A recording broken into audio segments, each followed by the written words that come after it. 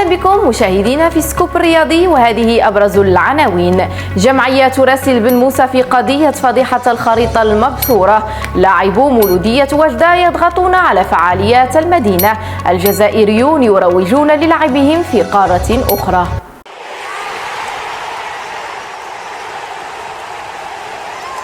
أهلا بكم في التفاصيل. راسلت الجمعية الوطنية للاعبي الكرة الحديدية وزير التعليم الأولي والرياضة شكيب بن موسى لمطالبته التدخل لإصلاح فضيحة الخريطة المبتورة لملصق كأس إفريقيا للكرة الحديدية. وجاء في مراسلة الجمعية للوزير بصفتنا أحد مكونات رياضة الكرة الحديدية وبصفتنا مغاربة وطنيين نسير وفق توجهات جلالة الملك محمد السادس نصره الله. هذه التوجهات الرامية لربط علاقات رياضية طيبة مع الدول الإفريقية الصديقة، قررنا مراسلتكم معالي الوزير لإثارة انتباهكم بخصوص وجود خريطة مبتورة من دول إفريقيا الجنوبية في الملصق الخاص بكأس إفريقيا التي ستحتضنها بلادنا، والمنشور بالصفحة الرسمية للجامعة الملكية المغربية للكرة الحديدية. ونظرا لغيرتكم على صورة بلادنا العزيزة،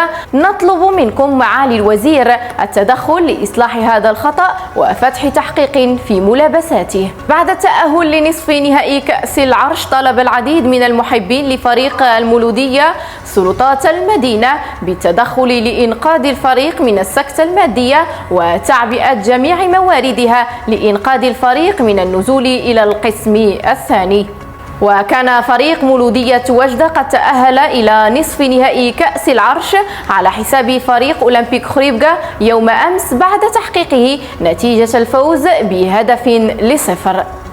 وفي آخر خبر، يروج الإعلام الجزائري رغبة مسؤولي بلادهم في الانسحاب من عضوية الاتحاد الإفريقي لكرة القدم وعدم مشاركتهم مستقبلا في المنافسات التي تشرف عليها الكاف. ويريد مسؤولو الاتحادية الجزائرية لكرة القدم استعمال هذا المعطى للضغط على لجنة العقوبات التي ستصدر أحكامها في ملف انسحاب وحجز أقمصة نهضة بركان خلال مباراتهم أمام اتحاد العاصمة. مشاهدينا، وصلنا إلى ختام سكوب الرياضي. ألقاكم في الحلقة القادمة. إلى اللقاء. قدم لكم هذا البرنامج بمساهمة المغربية للألعاب والرياضة. MDGS، نربح الرياضة.